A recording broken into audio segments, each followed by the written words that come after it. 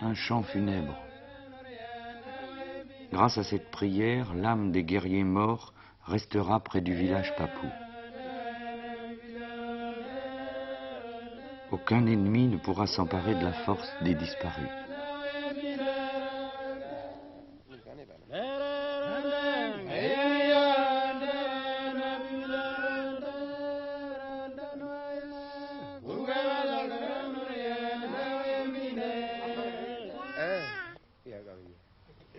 À la même heure, à 15 000 kilomètres de là, un air de guitare et un lycéen Bertrand.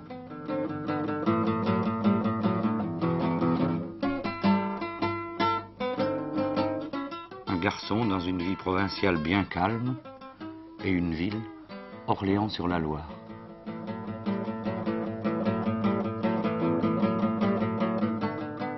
Orléans que le printemps commence à éveiller.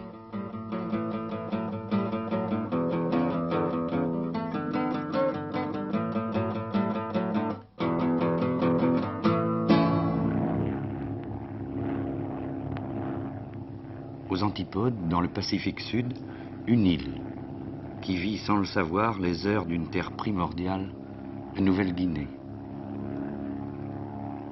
Comme au premier temps du monde, la terre et l'eau sont à peine séparées.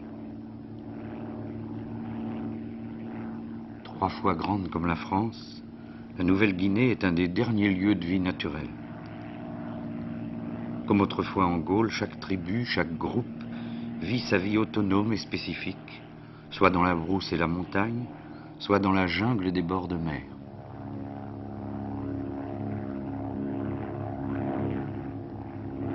« 1,5 million de Papous, mais 700 langues, parfois aussi différentes que le français et le chinois.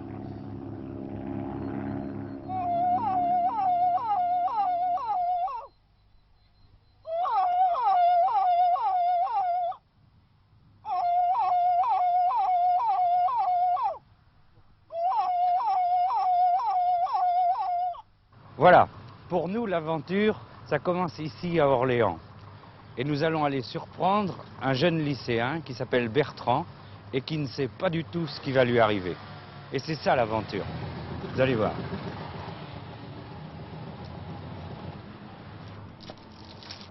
Bertrand Penaud? Oui. Est-ce qu'on peut bavarder 5 minutes ensemble dans un coin tranquille? Oui, bien sûr, oui. Ah bon, alors allons-y. Qu'est-ce qui t'a amené à rêver comme ça d'îles aussi lointaines que la Nouvelle-Guinée? Je sais pas, j'ai toujours rêvé à ça. Et pourquoi tu rêves comme ça? C'est les grandes îles qui t'intéressent? Non, pas spécialement. Et la Nouvelle-Guinée, tu l'imagines comment? Comme les sauvages. Et qu'est-ce que tu appelles sauvage? Les petits noirs qui sont presque tout le temps nus, quoi. Qui tuent avec des sarbacanes, avec des flèches empoisonnées, ou alors qui tirent à l'arc. Ils ont une vie facile, à ton avis? Ils ont l'air d'avoir une vie plus facile, parce qu'ils sont quand même libres. Alors quand on est libre, on n'a pas de problème.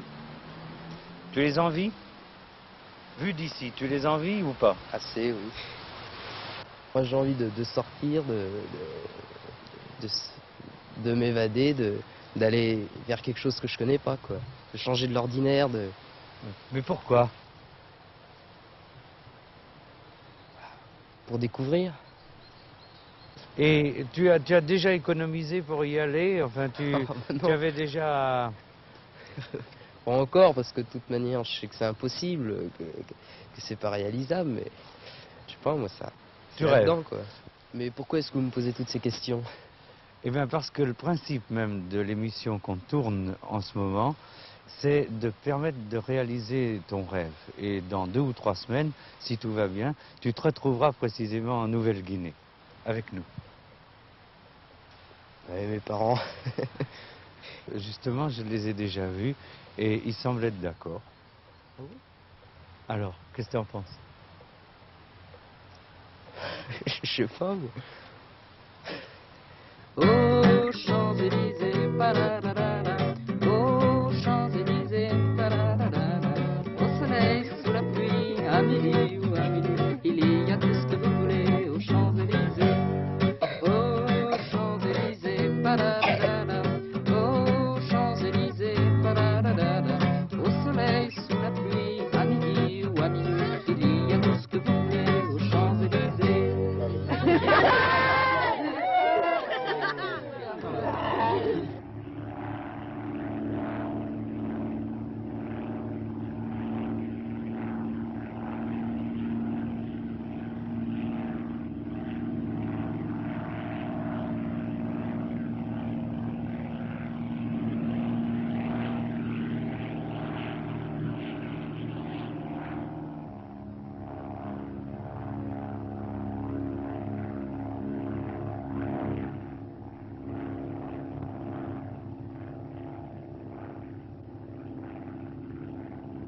Est-ce que tu te rends compte maintenant ce que c'est que la distance? On est à quelques 16 000 km, peut-être plus, d'Orléans. Oui.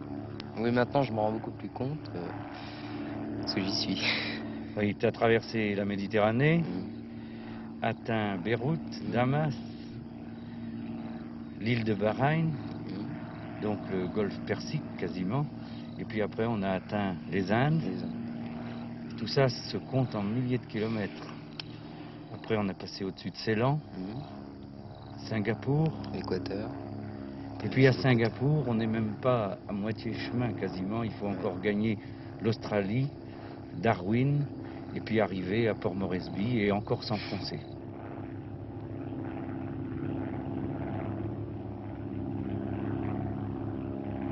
À Londres, quand je suis parti, il faisait environ 10-15 degrés. Je suis sorti de l'avion à Singapour, alors là, Ah oui, il fait 30 degrés. 30 degrés. C'est juste à l'équateur. Mais vraiment, je suis foqué, je suis resté planté là, comme un imbécile. Et tu as découvert ce que c'était que la chaleur Ouais. moite. Mhm. Et un peu ces tropiques, l'humidité, la chaleur, tout le temps, tout le temps.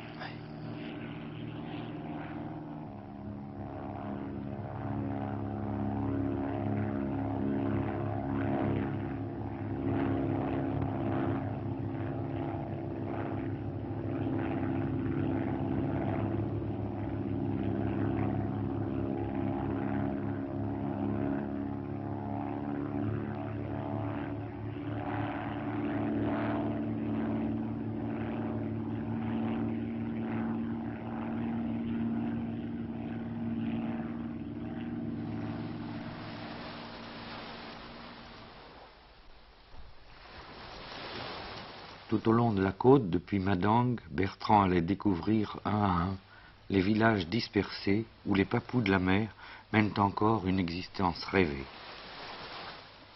Riwal, Tokain, Bilbil, petits villages de pêcheurs que l'on atteint en pirogue.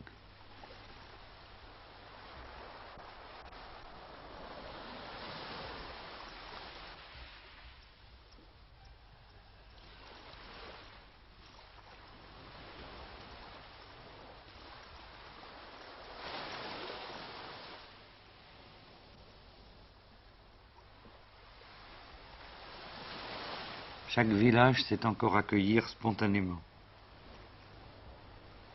Quelques cases, une flottille de pirogues à balancier sont leurs seuls biens.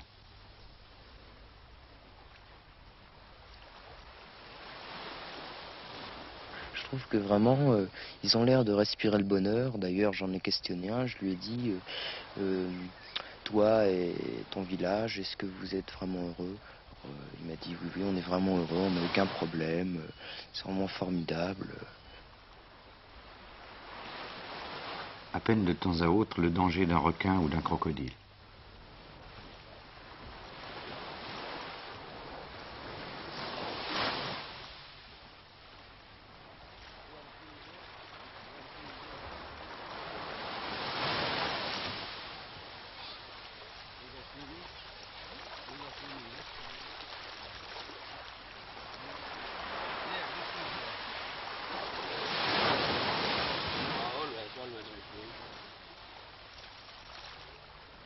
Ni repos ni travail, simplement la vie.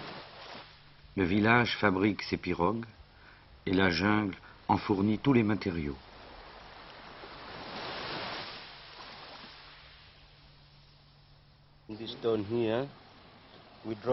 Cette pierre, elle nous sert d'encre. Et voici notre ligne de fond. What is that? This one here, this one, we take him out in the salt water, and we take him out and drop it down and get fish out of it. Oh, Like yeah. this. Aujourd'hui, à Bilbil, on a commencé la taille d'une nouvelle pirogue qui pourra porter 25 pêcheurs. On fabrique aussi une nouvelle case.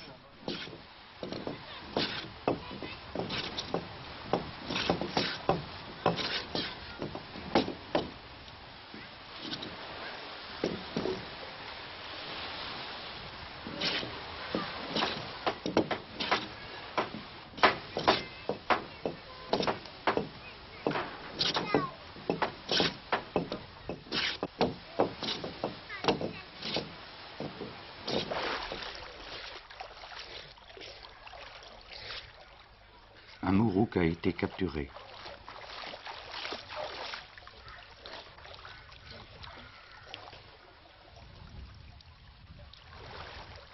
Les femmes, elles, lavent les légumes et préparent les repas.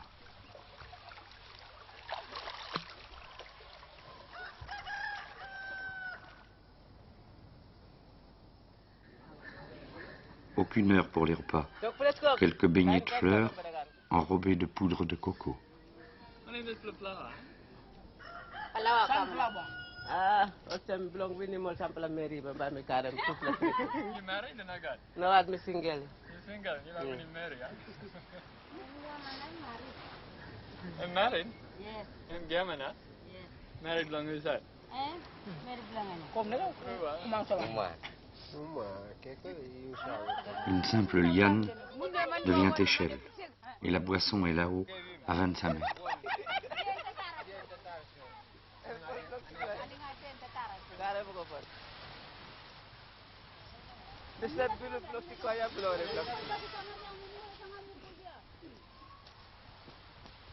You can turn him, come laugh.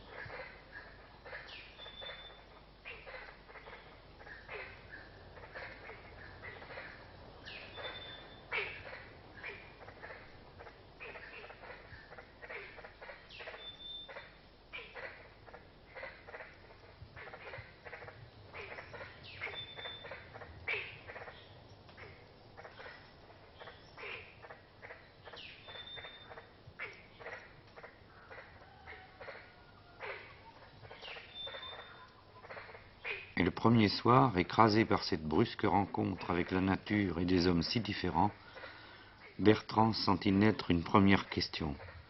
D'où venaient les Papous? D'Australie, des îles polynésiennes, de Malaisie? Énigme. Comme s'il avait pénétré dans un village désert, il remontait vers l'inconnu, et les Papous eux-mêmes se chargeaient de lui répondre par la légende de leurs origines. Le premier évêque papou, Monseigneur Van Geke, se mit à raconter pour nous. Ils sont venus tous dans le grand plaine de Mekio. Là, l'endroit où il y avait la mer, alors la terre a commencé à surgir. Et ils ont descendu là, ils ont bâti le grand village, ça s'appelle Jojofapu. Et là, ils étaient tous ensemble.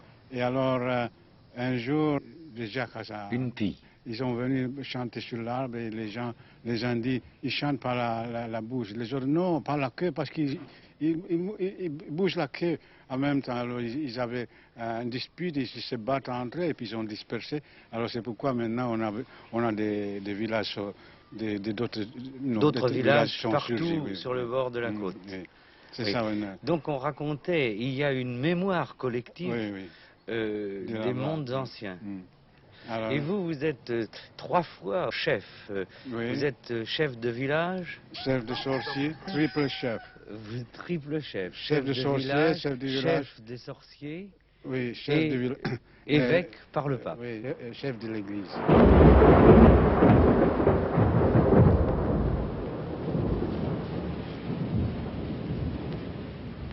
Nouvelle surprise pour Bertrand, quand vient la pluie, l'enchantement s'écroule. Et les Papous que rien n'arrête s'en vont par petits groupes. Les riches possèdent un parapluie, les autres voyagent avec leur inséparable imperméable fait de larges feuilles cousues.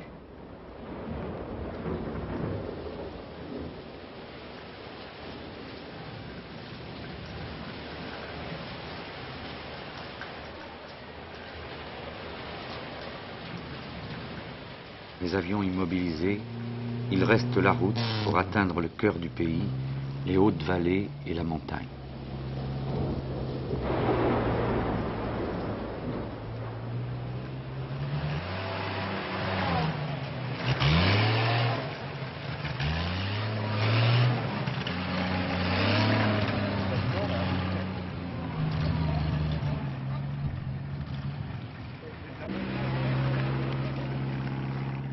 La route, fil fragile qui relie Lae à la Yagam.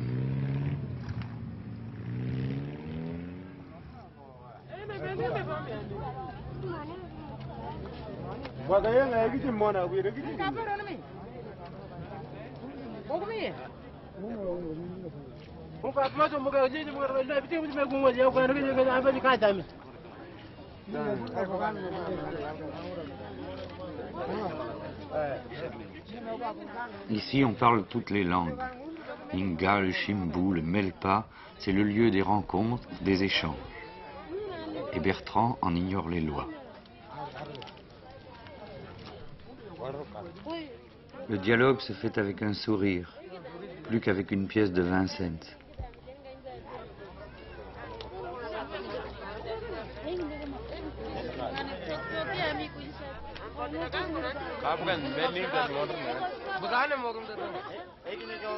Les modestes résultats de la cueillette sont là. Maïs, fruits de la passion, patates douces de toutes sortes, fruits d'arbres à pain.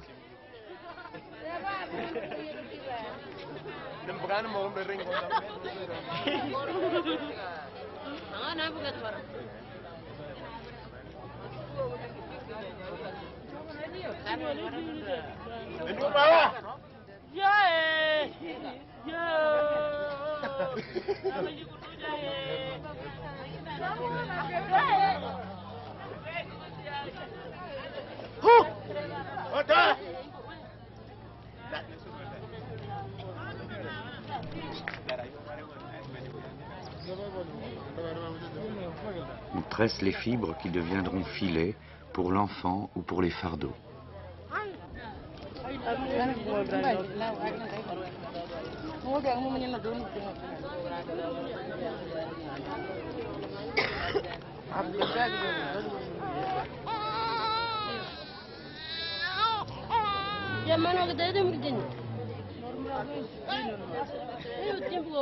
Première vue, ça n'a pas tellement une allure de marché.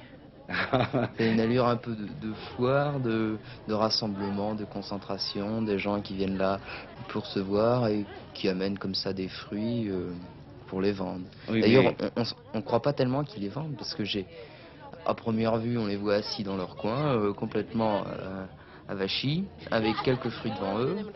Ils cherchent même pas à attirer la clientèle, ils sont comme ça, même si tu viens pas, ça fait rien, ils retournent chez eux.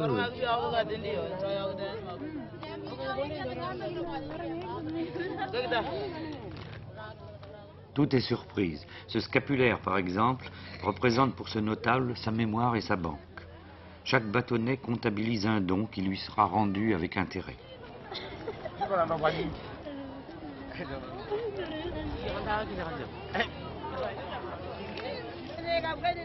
Cette sorcière-là, elle harangue sa clientèle, offre ses services, consultations, imposition des mains. Humour, scepticisme. Opossum, opossum. Les gens qui font peut-être 30-40 km à pied, parce que j'en ai vu qui venaient des routes avec leurs sacs chargés comme des mulets, avec leurs sacs de fruits sur la tête. Leurs filets, oui. Qui viennent et qui arrivent là pour récolter peut-être, je sais pas moi, 20-30 cents, c'est tout. L'argent n'a ici ni le même sens, ni la même valeur. Parfois on n'en veut pas. Et Bertrand comprend que son modeste argent de poche, c'est la liquidité d'un an pour une famille. On est loin d'Orléans. Il faudrait 20 francs pour une paire de gants. Écoute, t'as qu'à faire attention à tes affaires, t'es marrant, mon vieux. Ça fait je sais pas combien de fois que je te paye des gants. Bah, quoi, non, non. Y a que toi ici qui perds des gants. Hein, ni Antoine ni Christine ne perdent leurs gants, y a que toi. Bon. Alors Bertrand, comment t'as trouvé ce marché du Mont Hagen ce matin? Très étonnant, bizarre, mais aussi amusant. Tu sais, là, les gens viennent de plus de 30 km à la ronde, à ce marché. Et justement, je voudrais que tu vois un village, vraiment, un vrai village. Tous les gens sont venus.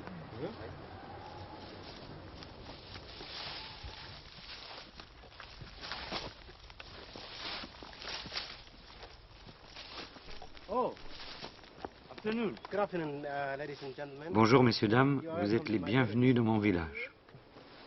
What's the name of your village? This is called Kiapga village. Kiapga. Il a un nom, je pense.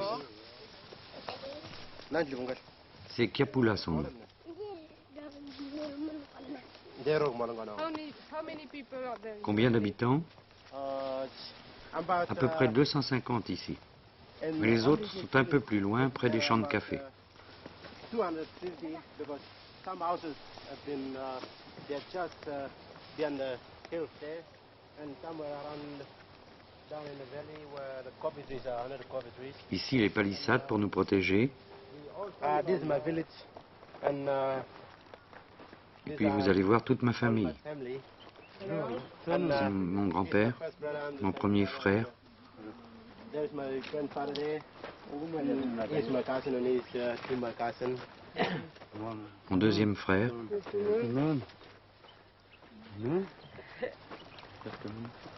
Bertrand, his name. voici Bertrand.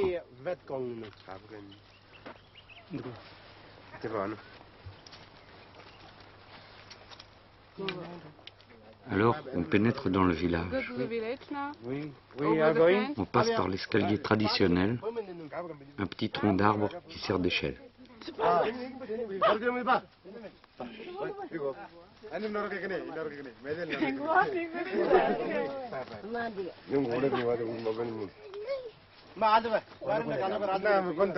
Pour tous, c'est la joie de l'exceptionnel et de l'accueil.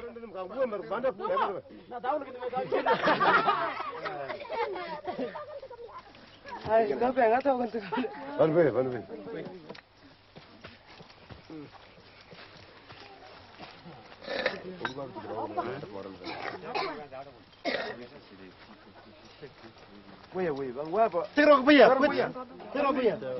want to make a spear Pour faire une lance comme ça, on va dans la grande brousse et on choisit entre tous les arbres un bois spécial. On le fend en deux, on le sculpte.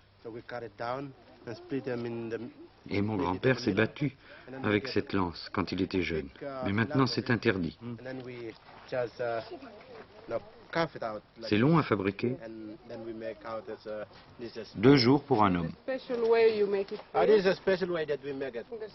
Avant que les Blancs arrivent en Nouvelle-Guinée, c'est avec ça que le grand-père allait à la bagarre. Parfaitement.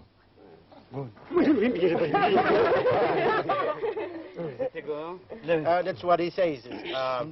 Is that in olden days when white people they didn't come to Papua New Guinea, I used to fight with it because some of my enemies who were around me, they want to fight me or they want to kill me. But when he gets fellow from his enemy's tribe, he used to say like this. He used to say, "Oh well, you want to kill me, so I have to kill you with this spear."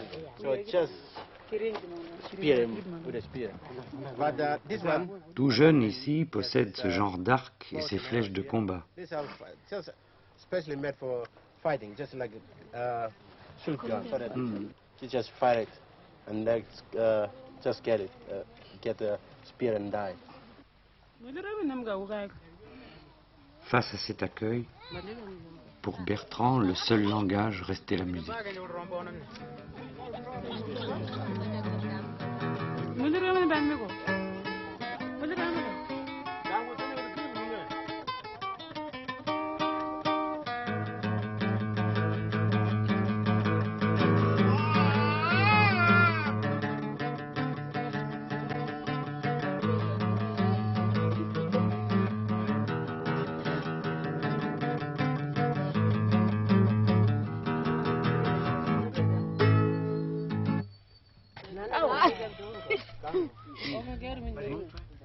Instant inattendu,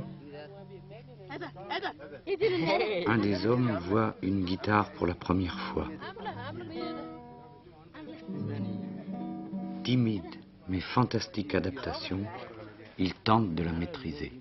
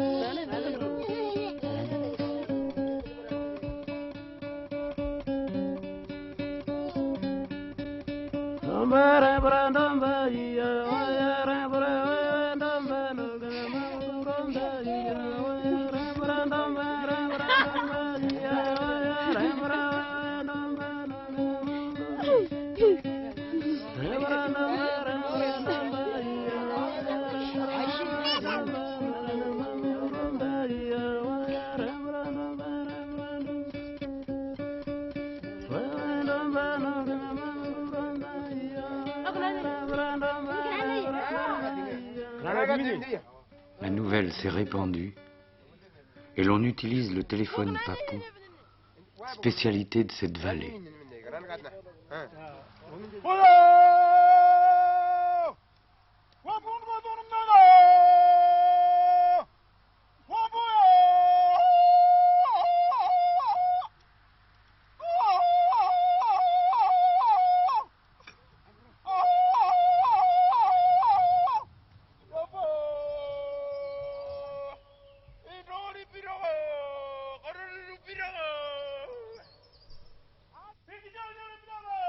Du mont Hagen à l'Ayagam, notre arrivée était signalée.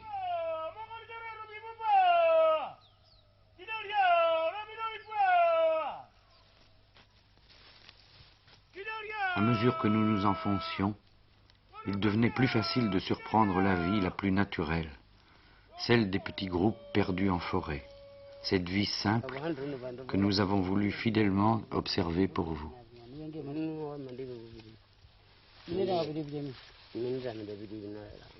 Fabrication des jupes et des filets, vie des champs, sortie des cases, préparation du feu.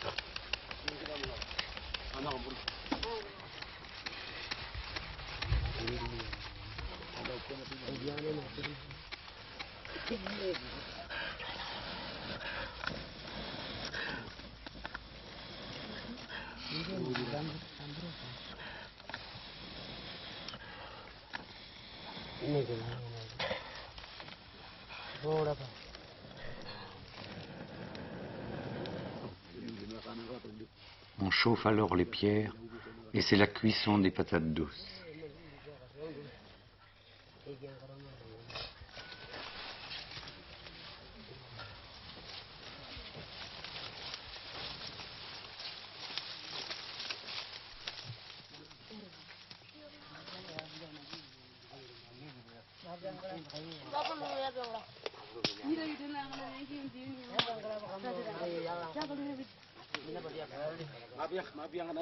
Chaque jour, ainsi, le groupe goûte la joie de vivre ensemble.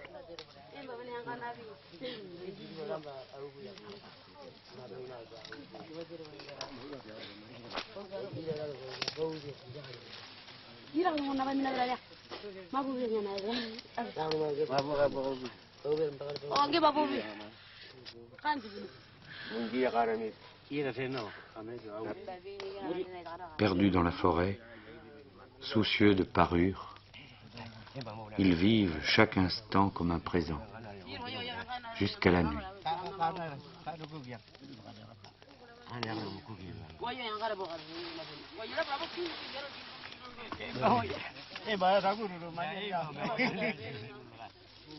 Et dans leur maison sans cheminée, noircie et patinée par cette suie dont les papous se couvrent le corps pour se protéger du froid, ils se laissent couler dans le sommeil.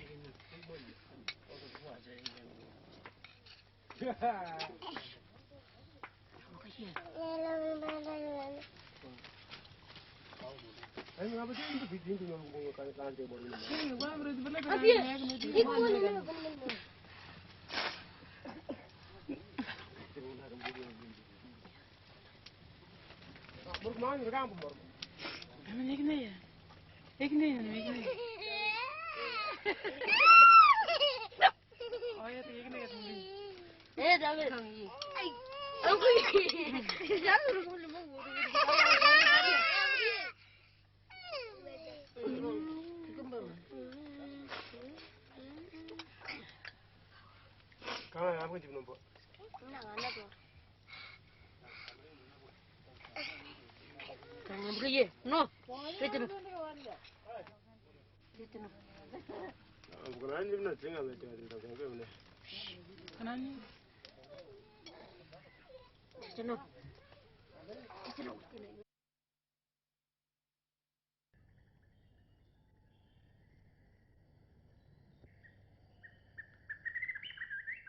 Tu te demandais comment les techniques avaient été apportées ici, l'arc, les flèches, la manière de cultiver.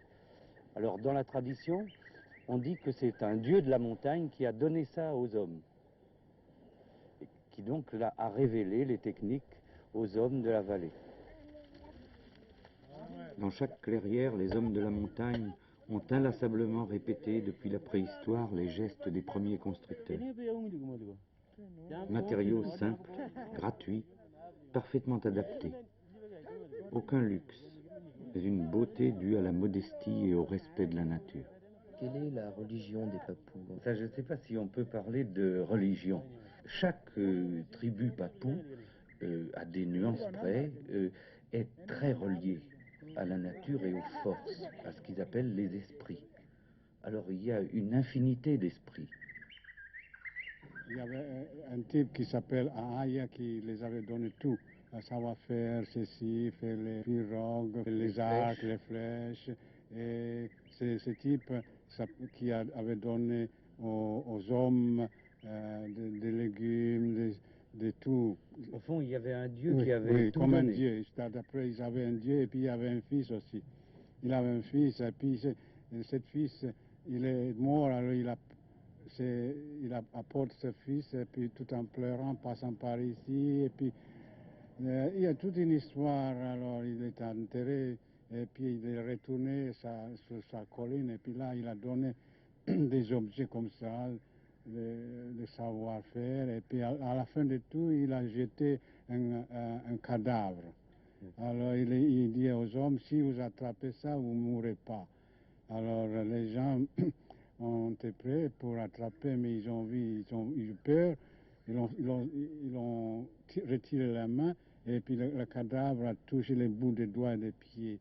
Alors il dit, c'est pourquoi après la mort, les gens continuent à pousser, parce qu'ils n'ont pas attrapé la chose, ils ont laissé tomber. Oui. Alors c'est pourquoi ils meurent. Alors l'homme est mortel à cause de ça. Oui. L'âme existe. Après la mort, l'âme va à un endroit et puis il reste là, heureux, simplement heureux. Ils ont le culte de mort, le culte des ancêtres. Une fois l'âme quittée, il envoie l'âme à l'endroit où les âmes restent, une colline. Ils ont des chants, et puis la nuit, ils font ça, et puis ils pleurent, et puis le lendemain, ils commencent à faire une fête pour enlever le deuil. Alors, on quitte la tristesse, oui. Et on sait que l'âme a atteint la colline suprême. Oui.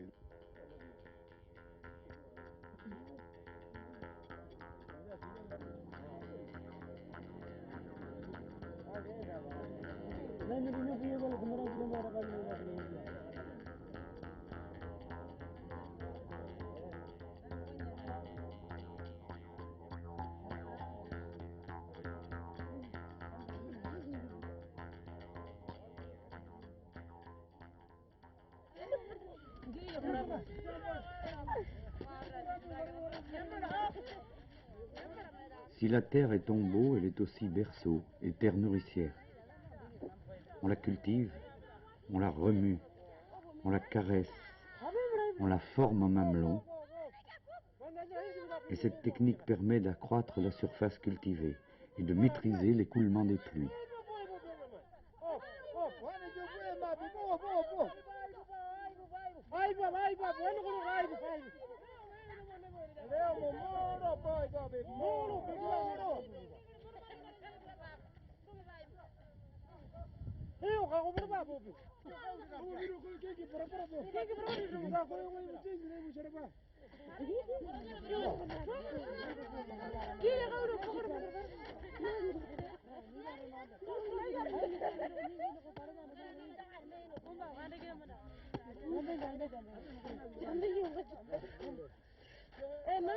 Un jour, les patates douces, nourriture de base, surgiront de terre. Alors, jeunes femmes et guerriers gagneront la brousse pour se parer en secret et revenir au village chanter et rendre hommage à la terre par le foulage et le balancement.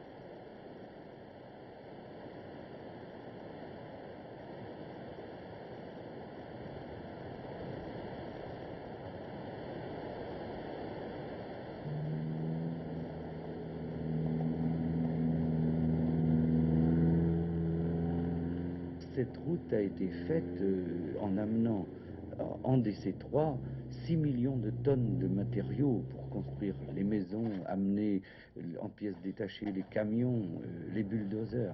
Et les Papous, tu en verras tout le long de la route, ont accepté librement de venir une fois par semaine construire la route avec les Australiens.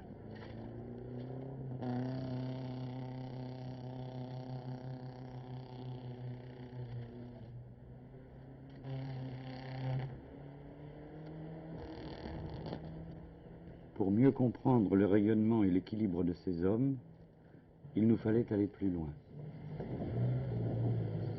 Il nous fallait nous enfoncer au cœur même de la nature et découvrir la jungle. La jungle avec ses rares animaux, ses bruits et surtout son silence.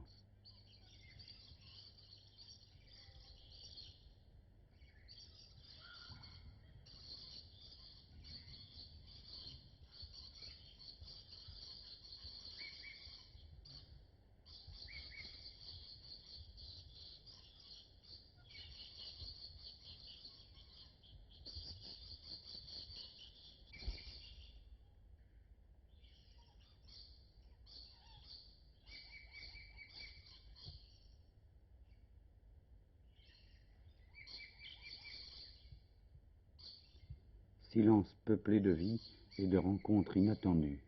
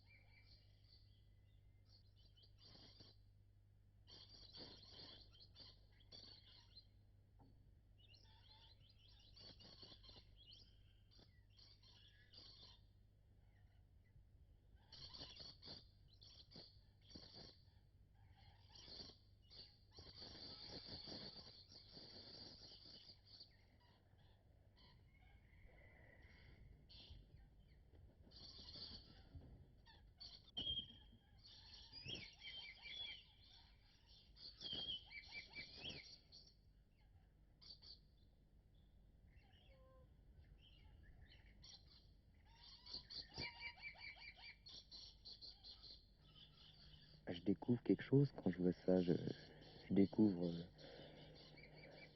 des nouvelles couleurs, des formes aussi. Des formes extraordinaires, quoi, bizarres.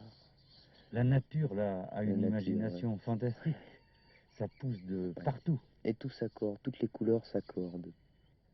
Tout me surprend. Tout. C'est inconnu pour moi, c'est nouveau, c'est quelque chose que j'ai à découvrir.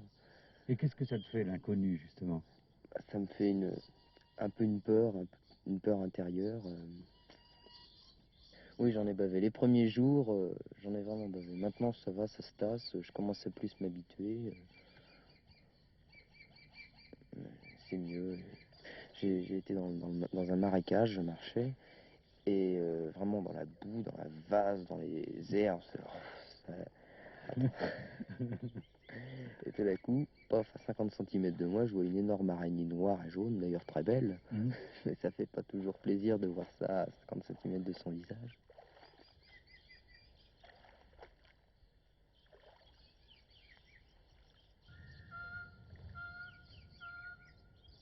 Car c'est bien la nature qui est ici la clé de tout. Les hommes sont comme les plantes, tous différents.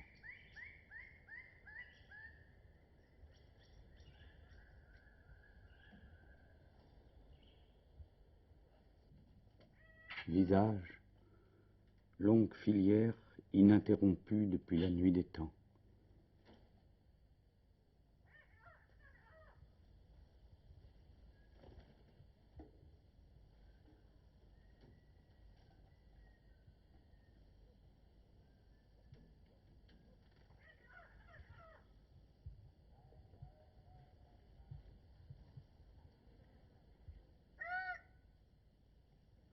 Visage, mais aussi gestes, attitudes.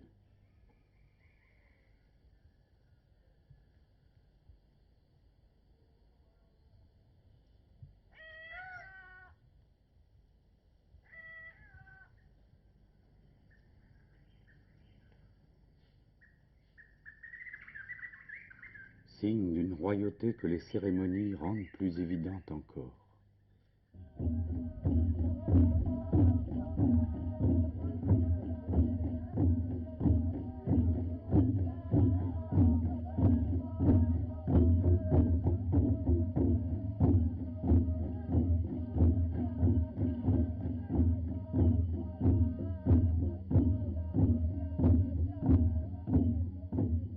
Chez les Mékéos, c'est la fête. L'union du ciel et de la terre, l'homme paré comme un dieu sollicite le sol. Terre, nous te foulons, entends tes fils. Réveille-toi, vieille terre.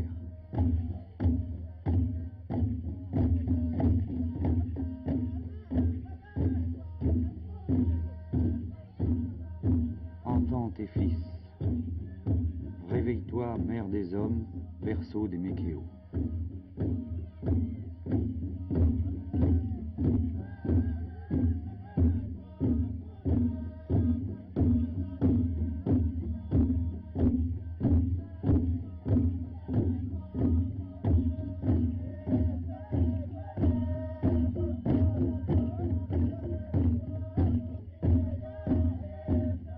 Yes, our listeners play bin Harim Finis good play sing sing and come up here on the shadows. Bring him sing sing bring on call him at long lonesome fellow. Thomas on good play sing sing through here. Et ce sont ces mêmes hommes qui brusquement doivent faire le saut et tenter de maîtriser les techniques et les nouveaux outils.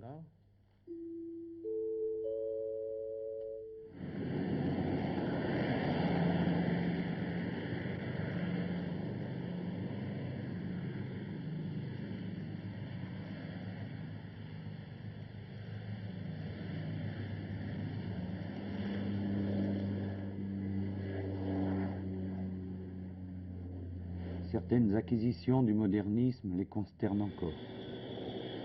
Tous ces oiseaux qui sillonnent leur ciel, pourquoi arrivent-ils toujours à la même heure, porteurs de mystérieux colis et cadeaux? Ce sont les Blancs qui savent, puisqu'ils attirent toujours à leur profit ces fabuleux porteurs d'outils, de richesses et de denrées. Certains papous pensent donc qu'il faut savoir apprivoiser ces cargos volants, et dans certains villages, il se fait de grands rassemblements, souvent utilisés politiquement, et l'on prie et l'on attend, dans l'espoir qu'un jour, les avions descendront enfin au seul bénéfice des papous.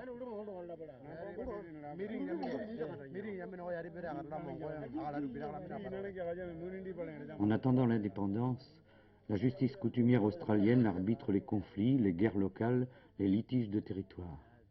Et les guerriers emplumés deviennent alors des prisonniers bons enfants, symboliquement isolés de leurs visiteurs par de petites barrières de bambou. Les papous s'en vont vers leur indépendance. Administration autonome, parlement, tout est déjà en place dans Port Moresby, capitale administrative. Il faut qu'on devienne nation comme les autres pays. Nous pouvons nous tenir debout, avoir notre gouvernement, notre nation. Oui. C'est ça que nous sommes fiers d'avoir notre nouvel drapeau. Vous l'avez vu, vous avez vu notre drapeau? Oui, nous l'avons vu. Et puis c'était une fille du pays qui a désigné ça. La majorité des gens ne comprenaient pas ce que c'est l'indépendance. Ils ont peur. On ne peut pas rester colonisé comme ça indéfiniment. Nous nous préparons pour devenir une nation. Il faut avoir l'indépendance. Et chaque papou y travaille. Oui, on se prépare par les écoles, par les études.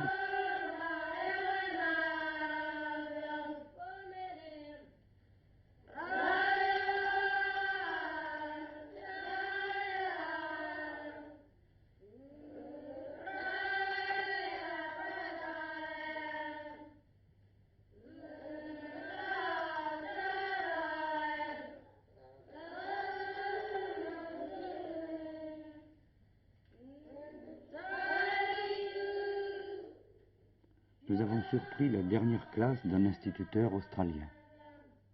Le temps est venu pour les gens de Nouvelle-Guinée de se gouverner eux-mêmes. Les gens de Wabag ne veulent pas que les Blancs les laissent seuls, ils ont peur. Mais l'administration de Port Moresby veut que les Blancs partent. Alors, nous quitterons la Nouvelle-Guinée pour rester vos amis.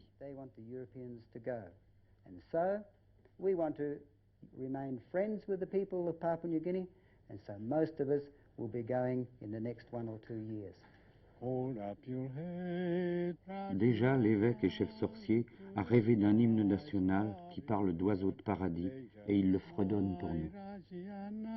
Fly to the sun, dainty bird, down to the earth, Rajiana, under your feet, frightened bird.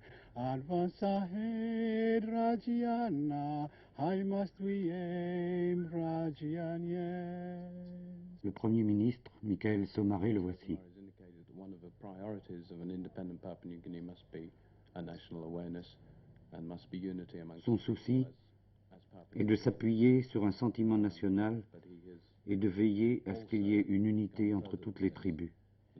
Une vraie nation, dit-il, se construit à partir des valeurs traditionnelles.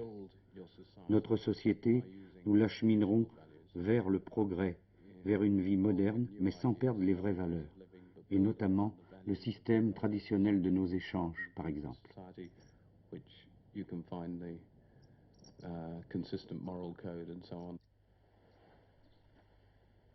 C'est un pays qui en ce moment est encore très beau, qui le sera certainement très longtemps, mais je suis sûr que par exemple dans 50 ans, si je reviens ici, je ne reverrai absolument pas les mêmes choses que maintenant. Non, je ne pouvais pas imaginer. Je voyais ça artificiellement, mais je ne voyais pas ça comme c'est réellement. Et qu'est-ce que tu as vu en réalité? La nature et une certaine beauté de la nature. Une beauté que je ne connaissais pas. C'est quand même quelque chose d'extraordinaire de venir ici d'un jour à l'autre, de me retrouver dans un pays comme celui-là. Qu'est-ce que tu dirais pour résumer cette île? 3 mots. La nature, l'immensité et la liberté. Elle m'a montré la nature et les hommes. La nature d'un côté immense, à l'état pur, grande, belle, et de l'autre côté les hommes qui reflètent vraiment la gentillesse et la liberté.